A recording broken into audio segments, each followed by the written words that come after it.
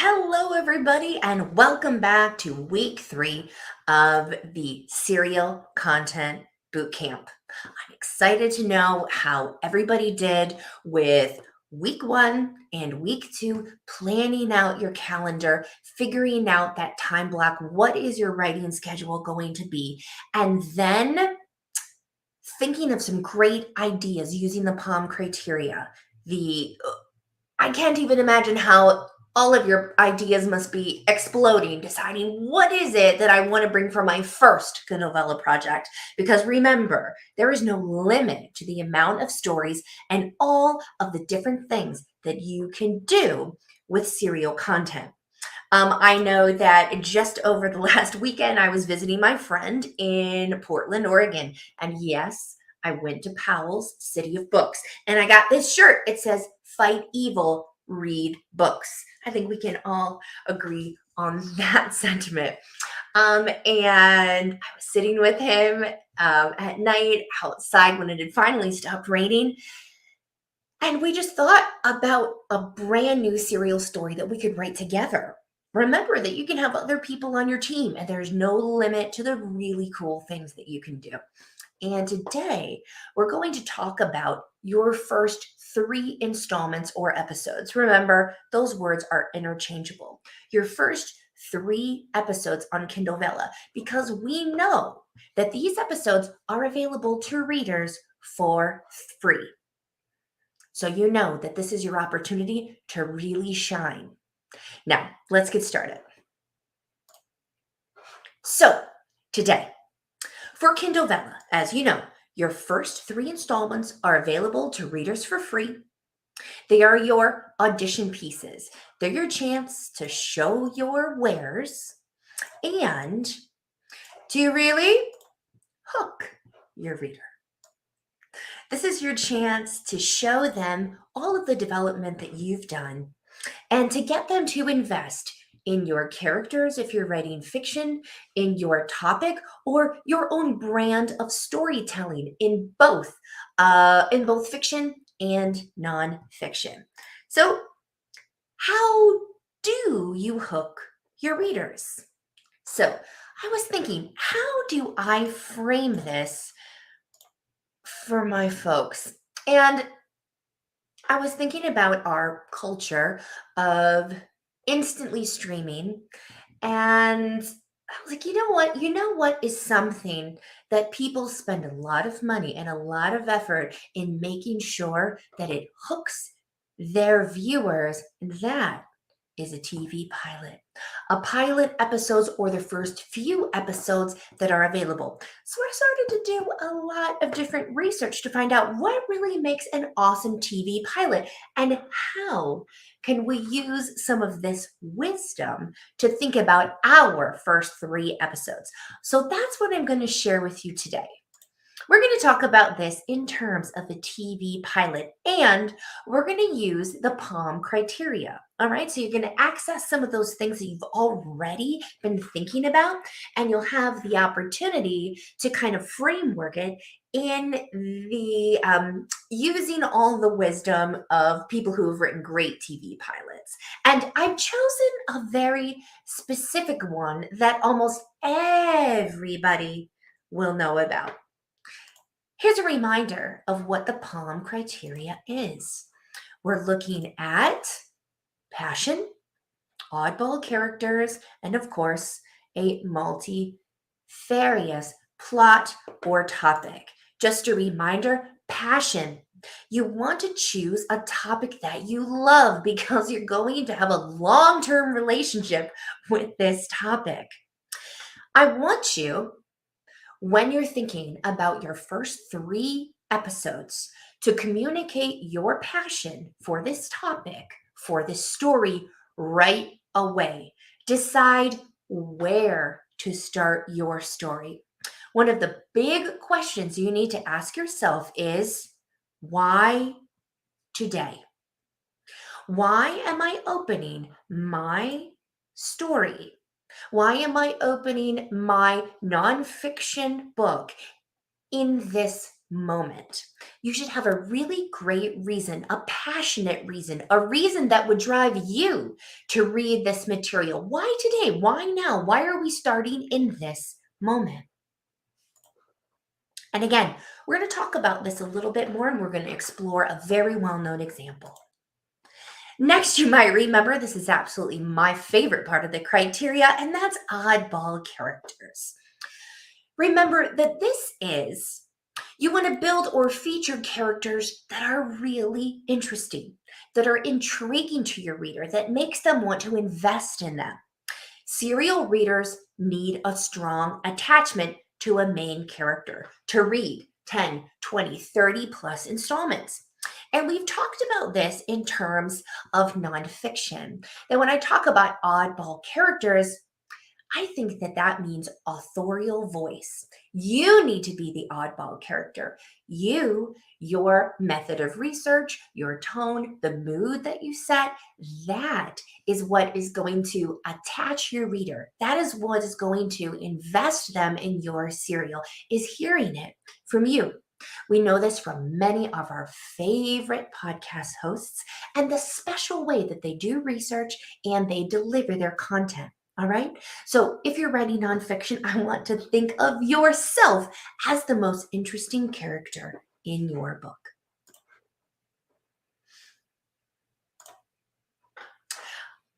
Now, for oddball characters, whether that's you as the author or that's one of your main characters, your protagonist, write in your first 3 episodes. These characters should be making choices and taking action.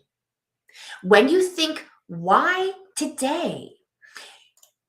You want to say, why today? And have it be a moment of action. Why today? Well, because today something is going to happen. Because today my characters are being forced to make choices, to take action.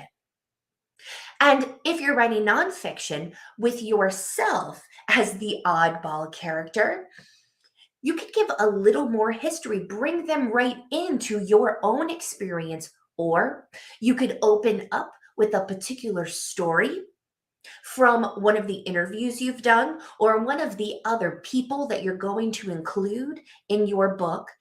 Perhaps it's one of the pivotal people who will really have a large impact on your topic or the argument that you want to make towards it. All right. So make sure that when you're introducing either yourself or one of these main characters in your nonfiction book, that you want to make sure that they're an oddball character and that they're making choices and they're taking action. And of course, multifarious, which has been my favorite word of the month, and I hope you have managed to use it in a sentence this week as well. So for multifarious, remember, you want to choose a topic or a plot that has enough complexity and depth to sustain a multi-layered story. You want to have as many different options to branch out into plot land as you can, especially if you're really looking for audience engagement. So when it comes to your first 3 episodes, for multifarious writing, you want to make sure to generate more questions than answers. And you want to introduce conflicts right away. That's going to make your reader think, wow, I wonder how that's going to end up. I wonder how they're going to get out of this one. Or for nonfiction, wow, I wonder where this is going. I'm really interested in this particular type of research or these major tensions between these two things, the intersections of these different conflicts or tensions or topics. I wonder where this is going to go. Now, when it comes to talking about TV pilots, one of my favorite writers out there in Hollywood is Issa Rae. And so she actually taught a masterclass on writing pilots. And this was one of my very favorite quotes from her about what she does to make sure that her pilot gets someone's attention. So Issa said, hold on, let me find my quote to make sure because I would not want to change it. Here she is. So she says, you should leave the pilot with questions and just enough satisfaction to be like, I'm glad I watched this and I want to see what happens next. I'm glad I put my time into investing in this story and I want to see where it goes. And as you continue to build this relationship with your reader, if you can always leave them with every episode thinking, I'm glad that I read this and I want to see what happens next, that means that they're much more likely to actually invest in your story and to pay for it, because we know that as authors, our creative work deserves to be paid for. And if you're doing your job right, then your reader feels really happy to be engaging in this experience and to be paying you for it. So make sure that you're doing, especially in the first 3 episodes, I'm glad I watched this and I want to see what happens next. So now I'm going to go into my example. So we know that one of the most famous television families are the Simpsons. Now, in order to explain and demonstrate the Palm criteria that you should very much elevate in your first 3 episodes, I'm going to talk about the very first Simpsons short. It was called Good Night. It aired on the Tracy Ullman Show on April 19th, 1987. And it was the very first time that the Simpsons family was featured on television. So we know that the Simpsons family, they became a household name. And I don't even know if you still had to buy like those DVD or VHS box sets. It would fill up a whole room with how many seasons they have and how invested people are in this zany family. So let's talk about the things that were established right away in terms of the Palm criteria. Okay, so the episode starts out like this.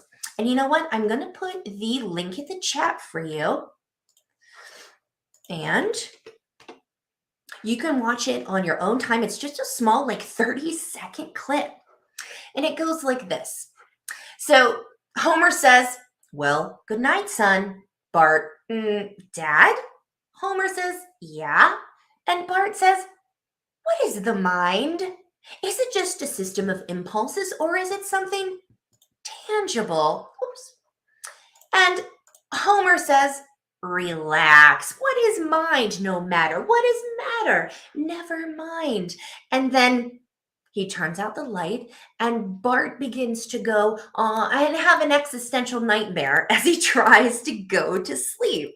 So what do we see here right from the beginning? Now, you'll see that the characters, yeah, they do look a little bit different than what we're used to. But we immediately have the oddball characters. And we have the idea of why today. Well, we know that The Simpsons is kind of a caricature of American family life. And so they've picked a universal moment, a moment that so many people recognize, which is putting their family to bed. So why today? Well, it's a way that we can explore all of these different oddball characters and their tensions within a framework of universality. So let's look at the next scene. All right, so we move to Marge and Lisa.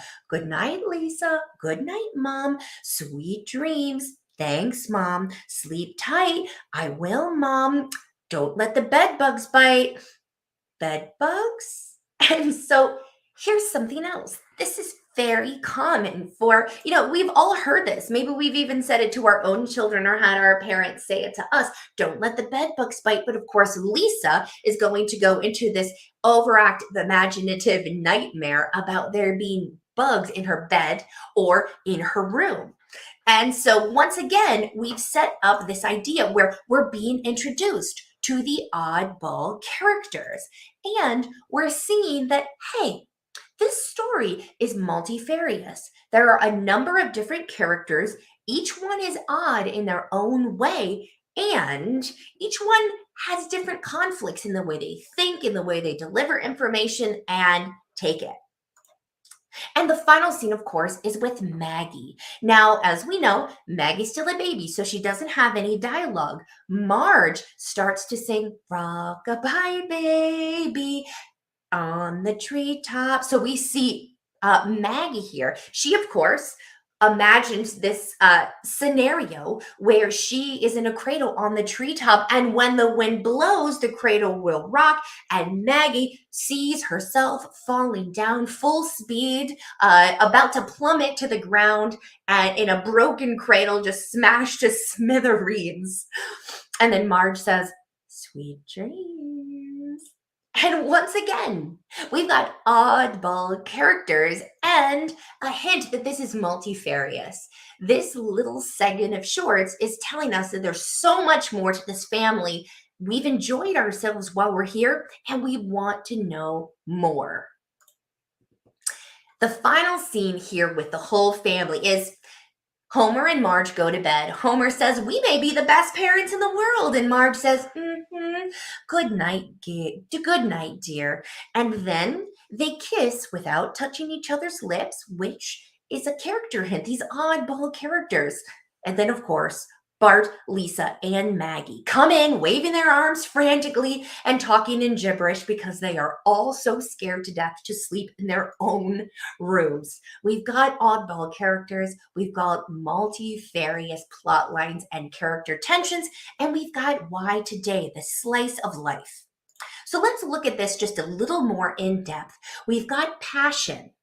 This bedtime moment is easily recognizable, and yet this has been turned on its head. It's not recognizable because the children and the way that they think and interact with their parents is to turn these scenarios into something kind of scary, into something that fills them with existential dread. So we recognize it, and yet we don't.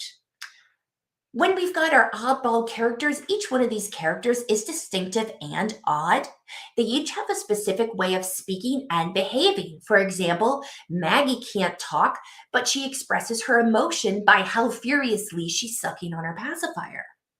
And multifarious, each relationship is depicted with the opportunity for future tension. And it sets up that major theme of the series, this hilarious disconnect between parents and kids.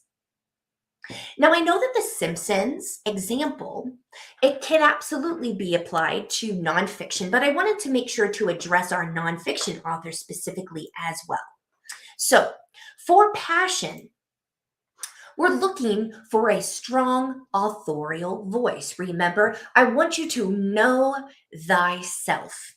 And one way to do this, to make sure you capturing your authorial voice, is to try transcribing. Talk about your topic. Put it into a transcription service like Otter.ai. Talk into your voice memo and then try and type it out.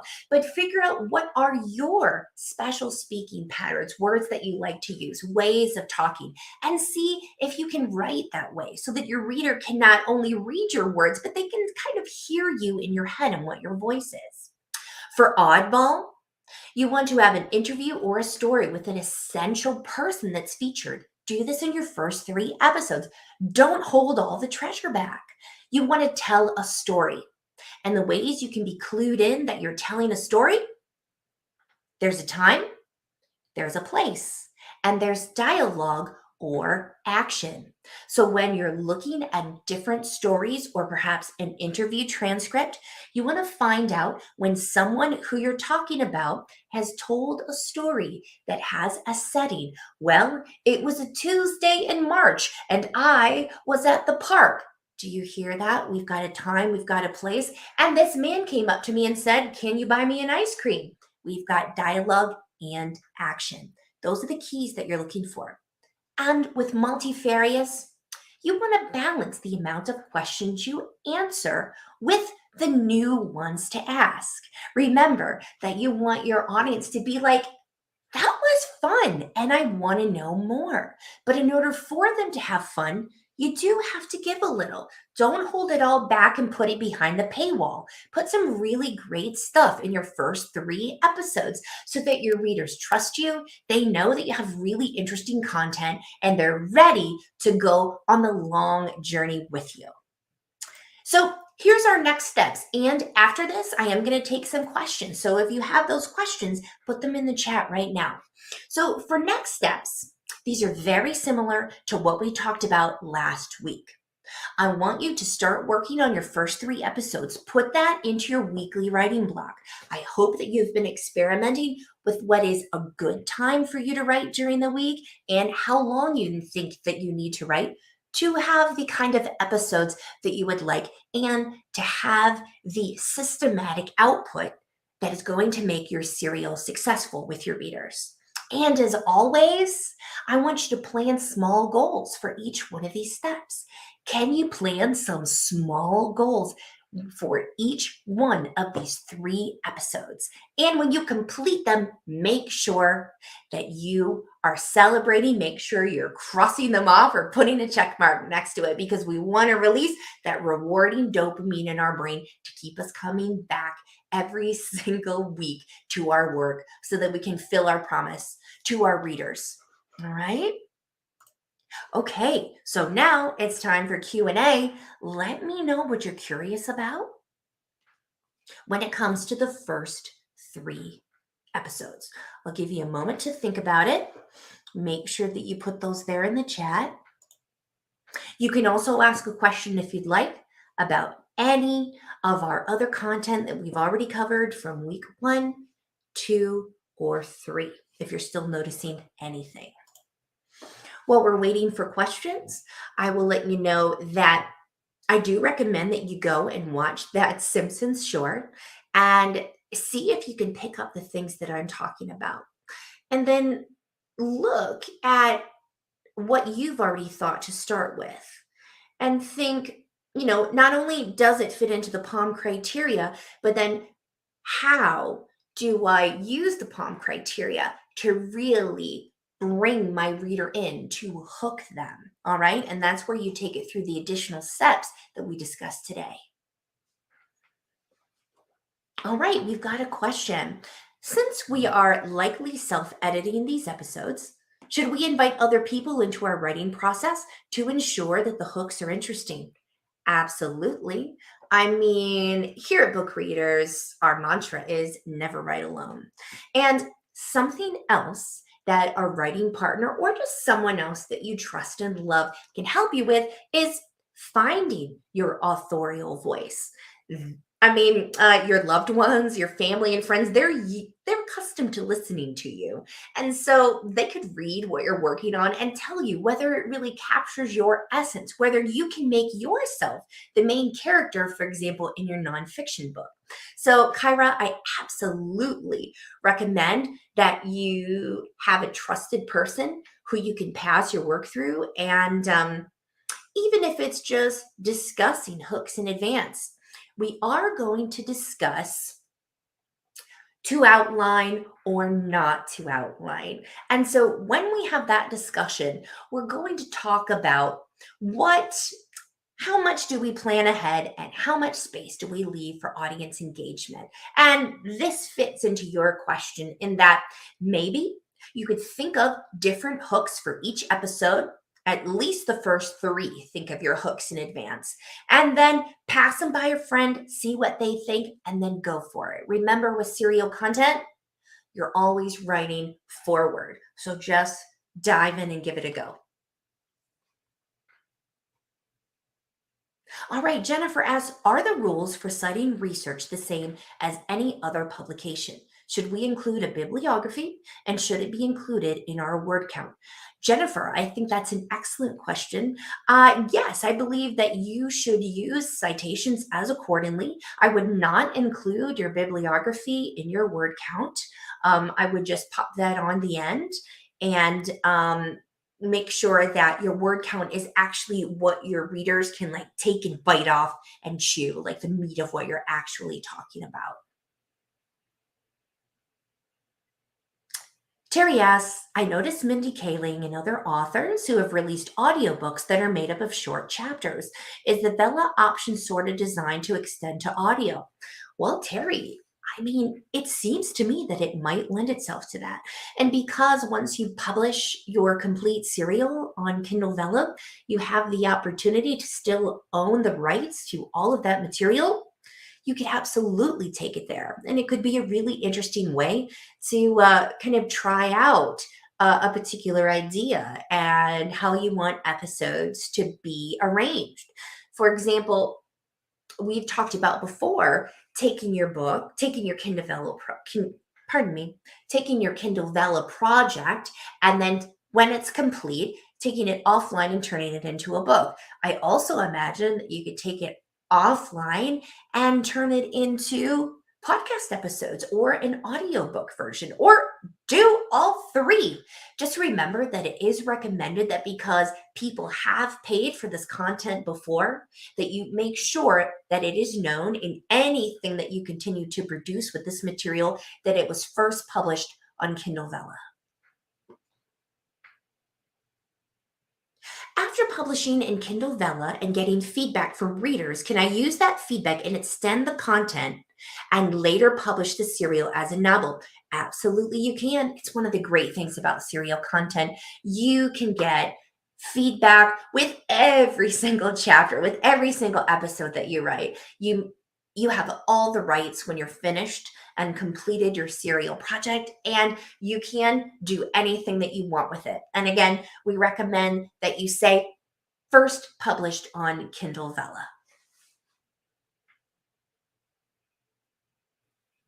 All right, any other questions? All right, everyone. If you are part of our book creators group, then you know next we're heading into our office hours. So think of any other questions that you might have for me. And we're going to talk about the POM criteria and your first 3 episodes more in depth. As always, everybody, it has been such an absolute pleasure. I very much want everyone to remember. Let me put the next steps up here again. All right, your next steps for today. Remember that this is a long-term project and you must keep yourself interested. Make sure that you are making those small goals, those small lists to keep yourself moving. I can tell you that I am going to publish my first episode this week. I'm very excited. I'm in the self-editing phase right now, so I'm shaking in my boots a little bit. Remember, if you are publishing right now or when you do start publishing episodes, make sure that you tag book creators. All right? And that's how we can all find and support one another. So as always, everybody, thank you so much. And let's have a look at what we're going to do next week. Let me go back here.